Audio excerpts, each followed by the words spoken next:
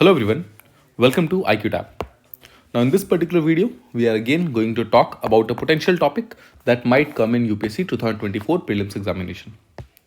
Now आज का जो हमारा टॉपिक है वो बेसिकली इंटरनेशनल रिलेशन से डील करता है, जहाँ पर हमें समझना है कि देखिए जो रशिया और यूक्रेन के बीच में जो वॉर स्टार्ट हुआ था वो आज तक कंटिन्यू हो रहा है। आज तक वो वॉर कंप्लीटली खत्म नहीं हुआ है, कंप्लीटली फिनिश ऑफ नहीं हुआ है, जिसके कारण रशिया एंड यूक्रेन दोनों ही लगातार न्यूज़ के अंदर है। नाउ रशिया यूक्रेन वॉर के अंदर एक और रिलेशनशिप जो बहुत ज़्यादा न्यूज़ में है वो है रशिया एंड यूएसए का। तो रशिया और यूएसए का रिलेशनशिप जो है वो हमेशा एक हाई लीडिंग टॉपिक रहता है यूपीएससी के प्रीलिम्स एग्जामिनेशन के लिए, ठीक है। बिकॉज ये जो कंट्री है, इन कंट्री से रिलेटेड जो इंटरनेशनल टर्म्स में बहुत सारे टर्म्स होते हैं, इंटरनेशनल रिलेशन के स्फीयर के अंदर बहुत सारे ऐसे टर्म्स होते हैं, बहुत सारे ऐसे नेम्स होते हैं जो कि हमेशा न्यूज़ में रहते हैं और वो चीज़ हमारे एग्जामिनेशन के अंदर पूछे जा सकते हैं। तो यहाँ पर एक और बहुत इंपॉर्टेंट टॉपिक है जो कि हमारे एग्जामिनेशन के अंदर पूछा जा सकता है, उसी को हम यहाँ पर डिस्कस करने वाले हैं। ना उससे पहले हम समझते हैं कि देखिए जो यूएसए है और एक तरफ जो रशिया है, दोनों ही अपने अपने कॉज को आगे करने के लिए अपने अपने जो अलाइज है, अपने अपने जो फ्रेंड्स हैं, मतलब फ्रेंडली कंट्रीज़ हैं, उनके साथ मिलकर के कुछ ग्रुप्स बनाते हैं। जैसे अगर हम यूएसए की बात करें तो यूएसए ने एक ग्रुप बनाया है जिसे हम कहते हैं NATO, यानी कि नेटो। नेटो का फुल फॉर्म है नॉर्थ अटलांटिक ट्रीटी ऑर्गेनाइजेशन।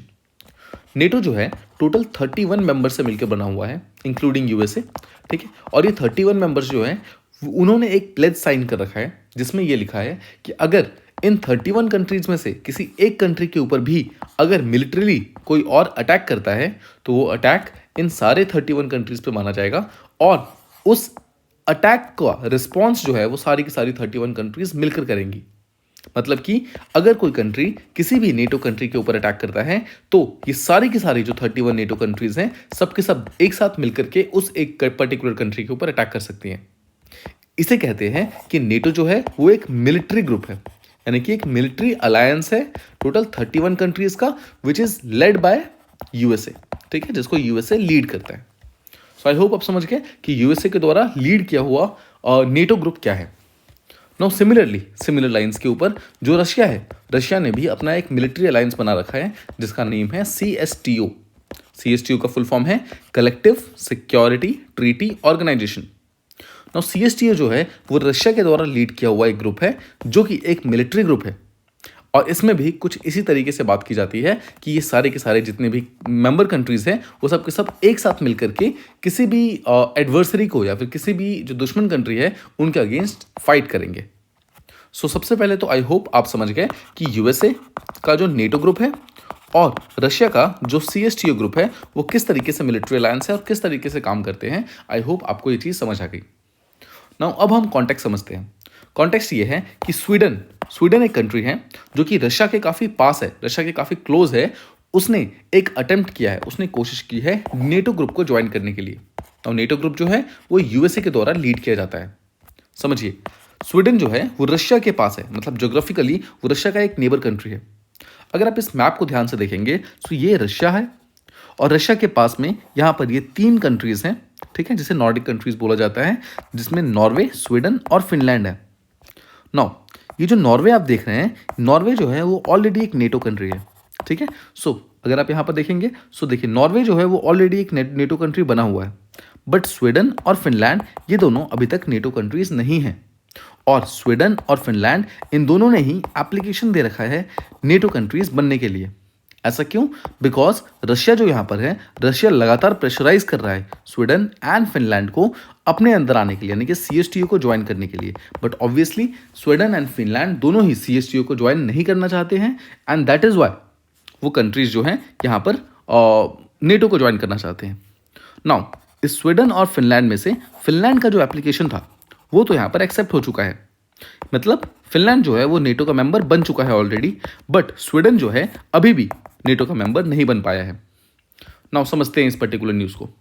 सो जैसा मैंने आपको बताया स्वीडन ने कोशिश की थी नेटो का मेंबर बनने की। सो स्वीडन ने जब कोशिश की थी तो बेसिकली 2 मेन कंट्रीज है नेटो के, जो कि है टर्की और हंगरी।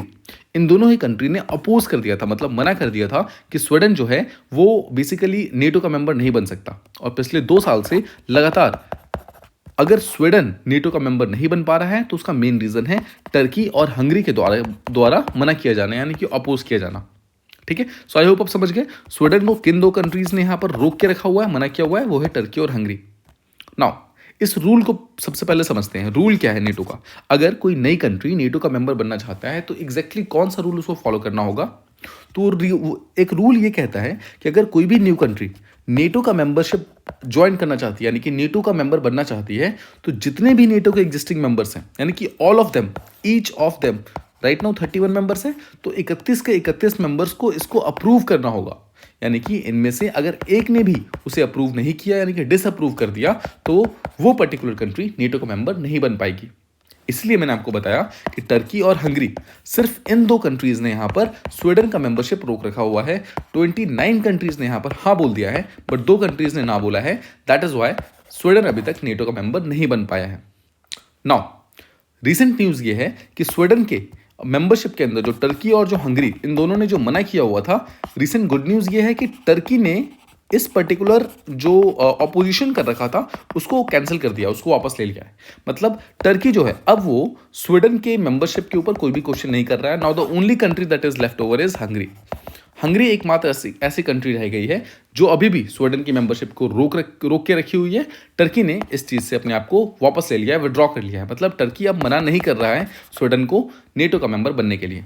ठीक है, सो उम्मीद करता हूं आपको न्यूज़ भी समझ आ गई और आपको ये रूल भी समझ आ गया, जो कि कहता है कि अगर कोई भी न्यू कंट्री नेटो का मेंबर बनना चाहती है तो नेटो के जितने भी एग्जिस्टिंग मेंबर्स हैं उनमें से हर एक को उस पर्टिकुलर कंट्री को अप्रूव करना होगा। ओनली एंड ओनली देन जो वो न्यू कंट्री है वो नेटो का मेंबर बन पाएगी।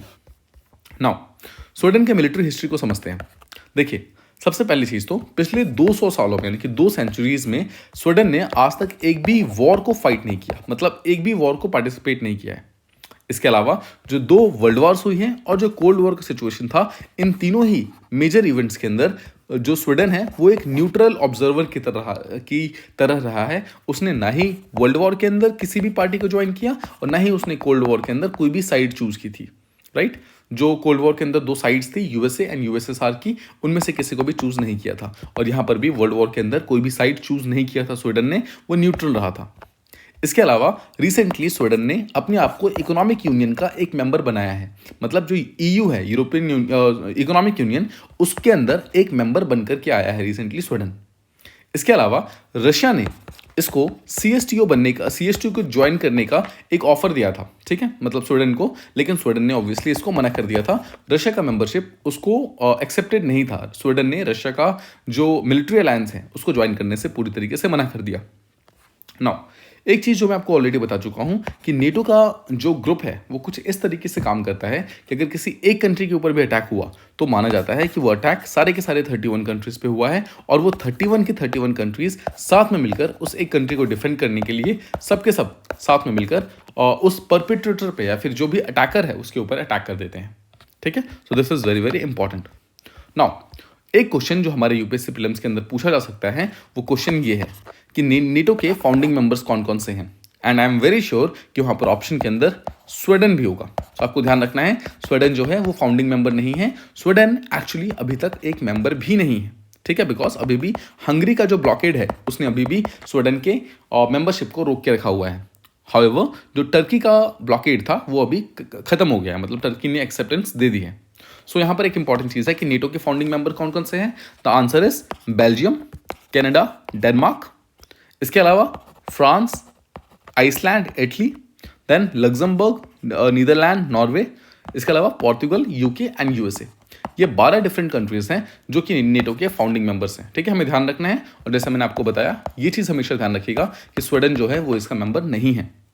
तो यहाँ पर अगर आप देखिएगा तो ये मैंने आपको एक मैप दिया है कि नेटो की कौन कौन सी कंट्रीज हैं, ठीक है, और यहाँ पर आपको मेंबर दिख रहा है, मैप दिख रहा है कि स्वीडन की एग्जैक्ट लोकेशन कहाँ पर है। ना यहाँ पर एक चीज़ और इंपॉर्टेंट है एंड वो ये है कि स्वीडन, फिनलैंड और फिर एस्टोनिया, लैटविया, लिथुआनिया, ये सब जो कंट्रीज हैं वो कौन सी सी को बॉर्डर करते हैं। द आंसर इज बाल्टिक सी। ठीक है, सो बाल्टिक सी यहाँ पर काफ़ी इंपॉर्टेंट है। एंड एक चीज़ ध्यान रखिएगा, रशिया क्यों Finland, Sweden, Norway, then in सारी कंट्री के ऊपर अपना कंट्रोल रखना चाहता है, बिकॉज रशिया का जो एकमात्र नेविगेबल वाटरवे है, मतलब जहाँ से वो अपने शिप्स वगैरह को भेज सकता है, वो एक्चुअली बाल्टिक सी ही है। बाल्टिक सी को ही इस्तेमाल करके वो अपने शिप वगैरह को यहाँ से बाहर निकाल सकता है। बिकॉज अगर आप ऊपर की तरफ देखेंगे तो ये पूरा का पूरा पोलर एरिया है, और पोलर एरिया के अंदर जैसा आप जानते हैं सिचुएशन जो होता है बहुत ठंडी होती है, ठीक है, मतलब कोल्ड रीजन होता है, जिसके कारण यहाँ पर पूरी की पूरी आइस जमी होती है, आइस शीट्स होती हैं, और आइस शीट्स के होने के कारण कोई भी शिप जो है वो यहाँ पर नेविगेट नहीं कर पाता। मतलब कि रशिया अपने नॉर्दर्न वाटर से शिप्स को नेविगेट नहीं करा सकता, शिप्स को नहीं भेज सकता है, इसलिए उसके लिए ये यहाँ पर जो ब्लैक सी है वो और जो यहाँ पर बाल्टिक सी है वो, इन दोनों का जो कंट्रोल है वो काफ़ी ज़्यादा इंपॉर्टेंट है। And that is why Russia चाहता है कि इन सारे कंट्री के ऊपर और टेक्निकली इस रीजन के ऊपर अपना कंट्रोल लगातार बना के रखे। बट इसी के बीच में नॉर्वे और फिनलैंड ऑलरेडी नेटो का मेंबर्स बन चुके हैं, और यहाँ पर जो स्वीडन है वो भी एक मेंबर बनने की कोशिश कर रहा है। और बस एक चीज़ ध्यान रखिएगा, ये तीनों ही जो नॉर्डिक कंट्रीज़ हैं, नॉर्वे, स्वीडन और फिनलैंड, ये तीनों ही एक्चुअली फाउंडिंग मेंबर्स नहीं हैं, बिकॉज इन तीनों ने ही बाद में ज्वाइन करने की एप्लीकेशन दी है, जिनमें से 2 का एक्सेप्ट हो गया है, एक का अभी तक एक्सेप्ट नहीं हुआ है। उम्मीद करता हूं कि आपको इस पर्टिकुलर वीडियो के अंदर जितनी भी चीज़ें समझाई गई हैं, जो कि रीसेंट न्यूज़ स्वीडन जो कोशिश कर रहा है नेटो का एक मेंबर बनने की, उसके ऊपर बेस्ड है, ये चीज़ें प्रॉपर्ली समझ आ गई होंगी।